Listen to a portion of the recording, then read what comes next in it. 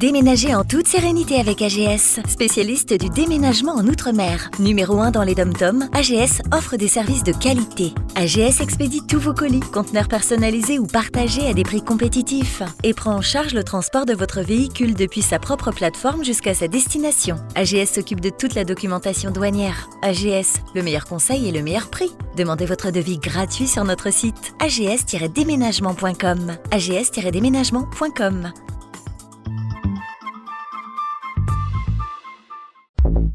Guadeloupe, actualité. À Basse-Terre, la vente et la consommation d'alcool aux abords des commerces de nuit inquiètent les riverains. Ces dernières semaines, les excès observés sur la voie publique, comme des faits d'ivresse et de nuisances sonores, ont contraint la municipalité à prendre des mesures fortes. Le 9 janvier dernier, le maire André Atala informait la population de la mise en place d'un arrêté municipal en vigueur jusqu'au 2 février pour assurer la sécurité, la tranquillité et la propreté de la ville.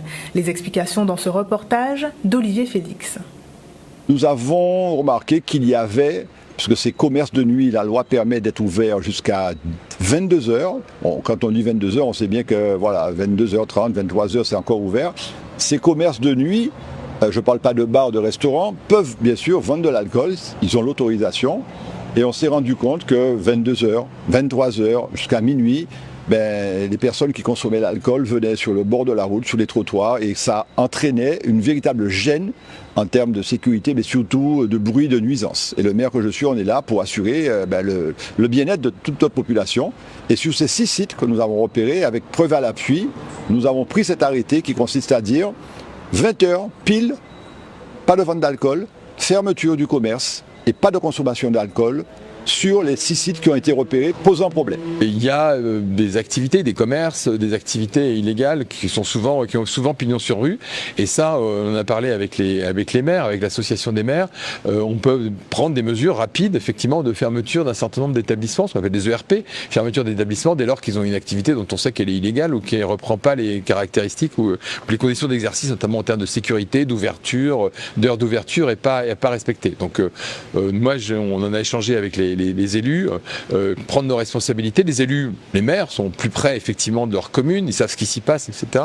Et donc c'est à eux souvent en première ligne de pouvoir prendre ces mesures de fermeture. Et commençons par là, je pense que c'est assez simple à faire. Commençons par là pour s'attaquer effectivement à tout ce travail dissimulé ou illégal qui peut, je le comprends, nuire à l'activité légale, commerciale de gens qui entreprennent en Guadeloupe.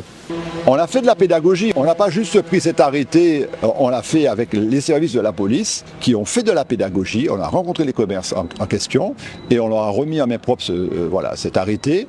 Ça se passe bien pour l'instant, cet arrêté est respecté, la police nationale et municipale fait son job, passe derrière. Parce que si cet arrêté n'est pas respecté, c'est 750 € d'amende et je l'ai dit, j'espère ne pas en arriver là, c'est la fermeture administrative du commerce. Alors il faut que les gens aussi qui ont ces commerces puissent exister, puissent équilibrer leur commerce. Je leur réponds que vous êtes quand même ouvert de 7h du matin jusqu'à 20h, soit 13h.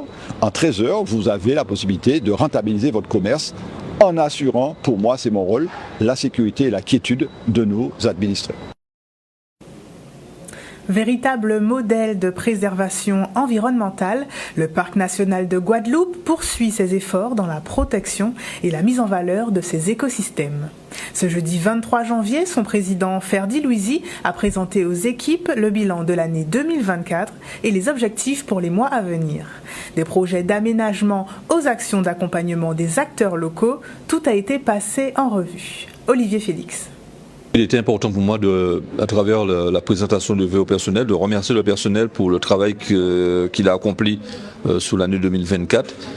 Montrer que toutes les actions que nous avons eu à engager se sont couronnées de succès. Et on a fait vraiment le bilan de cette année 2024. On a parlé à bâton rompu et pour pouvoir mieux définir les perspectives pour bâtir une année 2025 aussi réussie que 2024. On a défini un certain nombre d'actions prioritaires qui passent par des actions sur la biodiversité, des actions sur le plan économique, des actions sur le plan pédagogique. Je prends comme exemple la poursuite de l'aménagement du projet de la forêt marécageuse de Golconde aux Abîmes. Je parle du projet de l'aménagement que nous allons faire pour créer un vrai pôle écotouristique à l'habitué Capesterre-Bello. Je parle aussi de la restauration de la cascade aux Écovisses sur le territoire de Petit-Bourg au Mamelles, véritable lieu de fréquentation touristique. Je parle également de projets de restructuration de la fréquentation des îles et pigeons avec la mise en place d'un vrai plan de gestion durable qui va associer tous les acteurs du territoire. Et je parle aussi de la stratégie immobilière du Parc national de la Guadeloupe parce qu'il faudra aussi, pour assurer une présence du Parc national de la Guadeloupe sur l'ensemble du territoire des 21 communes, qu'on parle de points d'implantation, de stratégie immobilière.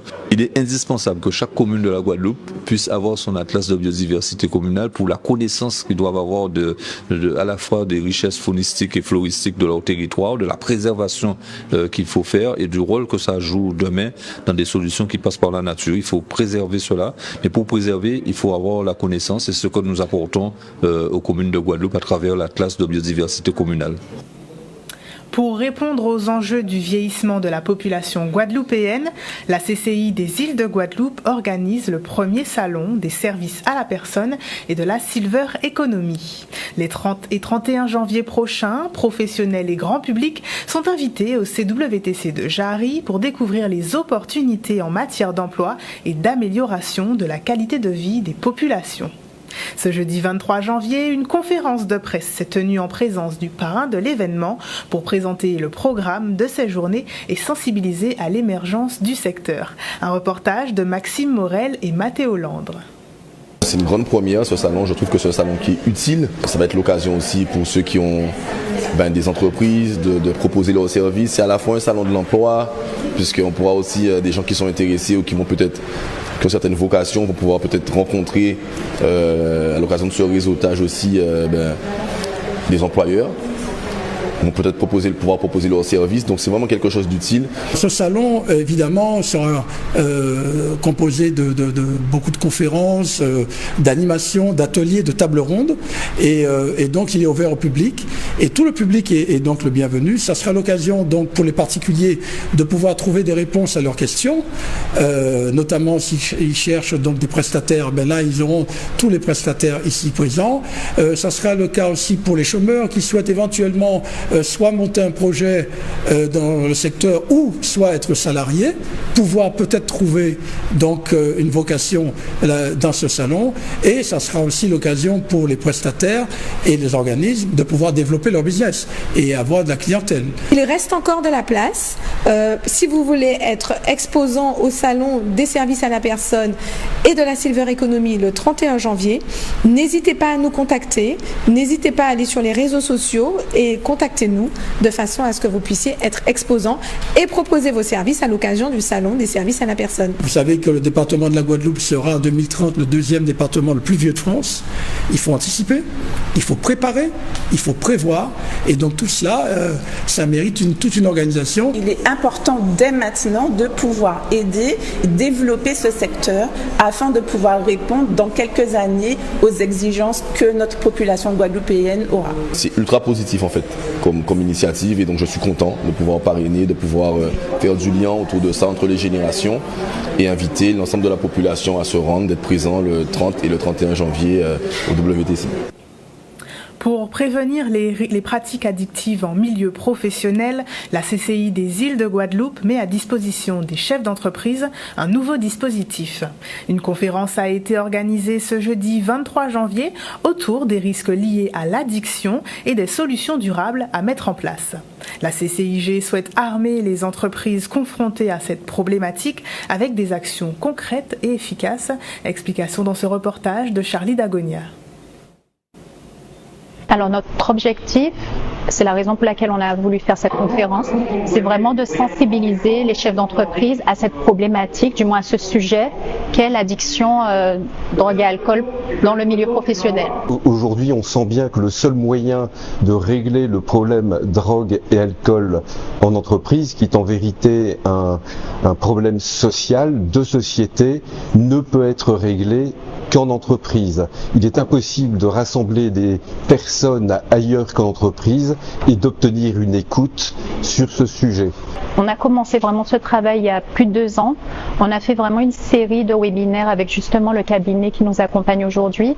C'est le cabinet, c'est l'association Effet Domino.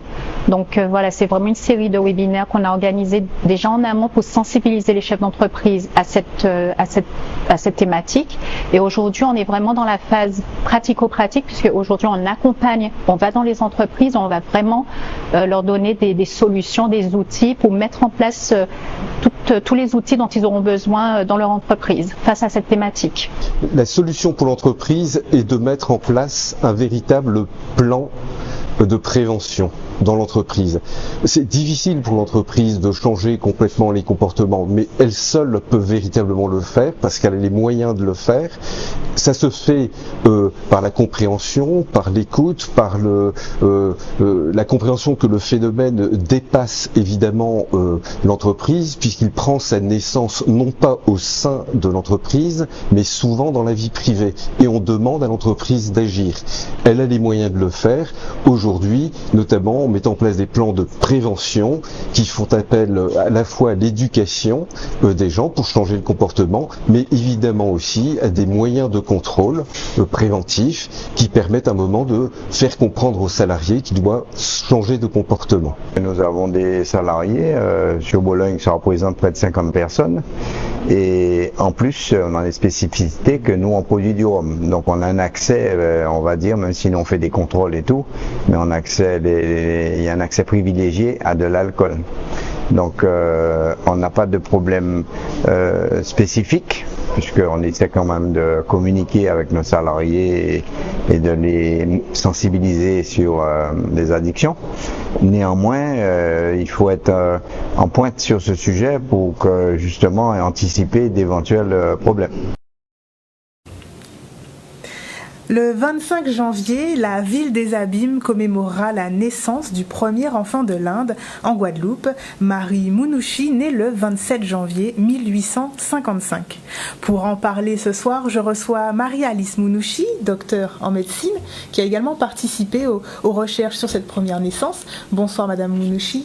Bonsoir Madame. Et je reçois également Monsieur Olivier Ramaille, président du Gopio Caraïbes. Bonsoir Madame, bonsoir la Guadeloupe. Bonsoir à vous et merci donc d'être présent pour parler de cet événement qui aura lieu donc ce samedi 25 janvier à 9h au Morne de la Mémoire aux Abîmes. Avant d'entrer justement dans les détails de cette manifestation et de ce que nous pourrons y retrouver, j'aimerais savoir pourquoi et comment ont été menées les recherches sur cette première naissance. Alors, les recherches ont été effectuées par M. Jacques Cayachon, malheureusement qui nous a quittés en mai 2024. Donc, moi, j'ai été invitée par M. Ernest Moutoussami, qui lui-même a été informé par M. Jacques Cayachon de sa découverte. Donc, vous dire comment se sont effectuées les recherches, je ne suis pas en mesure de vous donner les détails. Parce que moi, j'ai été dans un deuxième temps, informé de cette découverte. Très bien. Est-ce que vous auriez, Monsieur Ramaille, des éléments à nous apporter? Oui, donc effectivement, il est de notre devoir de souligner le travail que Cayachon a fait à ce sujet, et donc qui a passé une grande partie de sa vie justement à réécrire les pages blanches, surtout de l'arrivée des Indiens en Guadeloupe. Donc, mais aussi un travail combiné avec Jude Sahaï, qui a eux deux, qui sont des membres justement de la Société de l'histoire de la Guadeloupe, donc qui ont effectué un travail de fourmi pour pouvoir reconstituer justement le parcours de cette dame qui est arrivée le 24 décembre 1854, partie de l'Inde le 30 septembre 1854, donc qui est partie bien entendu enceinte est arrivée aux abords de l'accouchement. Donc je pense que Madame pourra mieux en parler, mais donc c'est juste pour pouvoir souligner la résilience justement de ces femmes dans tant longtemps, de ces femmes indiennes qui ont voyagé, qui ont pris un certain risque pour pouvoir arriver sous d'autres cieux, peut-être vers l'inconnu, que justement elles se retrouvent face à une certaine responsabilité, voire même une dualité entre l'engagement et son devoir de mère. Très bien. Pourquoi justement est-ce important de parler de cette naissance pour la communauté indienne, mais également pour l'ensemble de la population guadeloupéenne? Oui, mais la naissance de cet enfant, 34 jours après son débarquement de sa mère, est un symbole. Pour nous, communauté indienne, il est important pour nous de marquer cette commémoration qui se fera aux Abîmes samedi. Et parce que cette femme, elle est partie de Pondichéry, enceinte, elle a traversé les différents océans pour arriver jusqu'en Guadeloupe, dans des conditions qui n'étaient pas les meilleures, et espérant trouver de meilleures conditions de vie en Guadeloupe, et en fait, ça n'a pas été du tout ce cas-là. Ils ont dû travailler dans des conditions que vous connaissez, et 34 jours après son arrivée, elle a mis au monde son enfant avec l'aide des femmes africaines qui étaient là, qui l'ont aidé à mettre au monde cet enfant, cette petite fille, Mary Mounouchi. Très bien. Donc effectivement, c'est aussi la naissance de cet enfant, c'est marqué en fait d'une empreinte assez en relief justement du début du métissage de la société guadeloupéenne. Donc on aime à dire, et personnellement je le dis très souvent, que la Guadeloupe est riche de sa culture, de sa pluralité. Nous sommes, on va dire, c'est la culture guadeloupéenne est une culture, on va dire, plutôt un arc-en-ciel faite d'un arc-en-ciel de couleurs.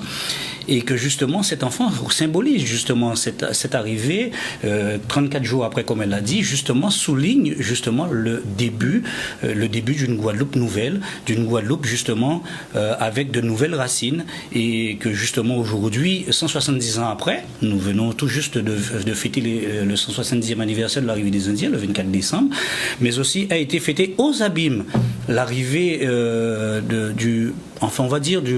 la première déité guadeloupéenne, Mariaman, enfin guadeloupéenne, indo-guadeloupéenne, Mariaman, justement à Pointe d'Or aussi, donc dans le temple de Feu Lalsingué, qui a été une figure emblématique de la ville des Abîmes, que nous remercions par ailleurs justement de nous accueillir ce 25 janvier. Très bien. Et justement, comment se déroulera cette commémoration? Que pourront attendre les visiteurs, et qui pourront-ils également écouter ce samedi 25? Alors, le samedi 25, dès 9h, la journée va débuter par un prélude musical. Ensuite, à 10h30, il y aura l'accueil des invités et des personnalités. Donc, il va y avoir la cérémonie officielle avec le dévoilement de la stèle, les prises de parole des différentes personnalités. Monsieur Moutoussamy va également faire une intervention. Ce sera plutôt un message à Mary Mounouchi. Ensuite, moi-même, je vais prendre la parole. Ensuite, il va y avoir un roman qui va être présenté et déclamé par un enfant, ensuite par une femme adulte, et va suivre une animation, on va dire poétique, puisque M. Moutoussamy a écrit un poème en hommage à cet enfant, et ce poème va être chanté et dansé en tamoul, en créole et en français.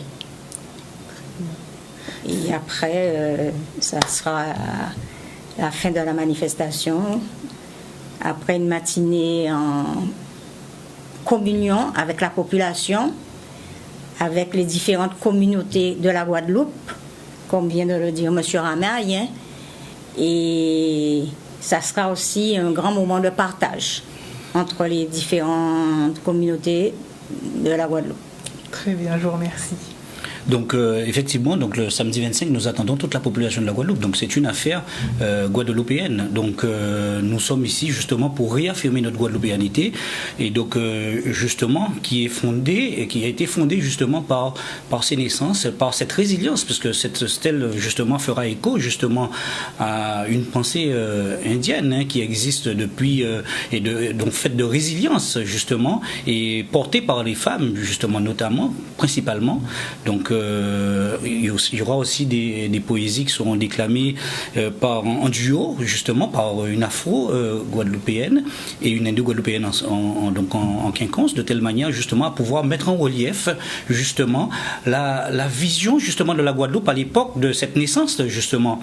Quelle était la vision des locaux de l'époque et, justement, de cette arrivée nouvelle, parce que, certainement, il y a eu un certain nombre de questionnements, peut-être jusqu'à aujourd'hui, il n'y a pas encore de réponse à ces questionnements. Mais en tout cas, il y a eu certainement des questionnements de cette époque et que justement, qu'on puisse le mettre en relief et que tout simplement, que nous puissions prendre part, tout un chacun puisse prendre part, justement, que cette société métissée aujourd'hui que nous représentons autour d'un medley artistique, avec Ronnie Théophile, avec Winnie Kaounma, avec Madame Ragoubert, le groupe L'Alzingué de Zabim aussi, qui sera présent, et notamment moi aussi j'y serai, je porterai ma petite pierre à l'édifice, comme tout un chacun, nous y serons là-bas ce 25 au monde de la mémoire. Donc j'invite tous les Guadeloupéens à venir nombreux, de ne pas être en retard, de telle manière à ce que les choses puissent se dérouler dans un sens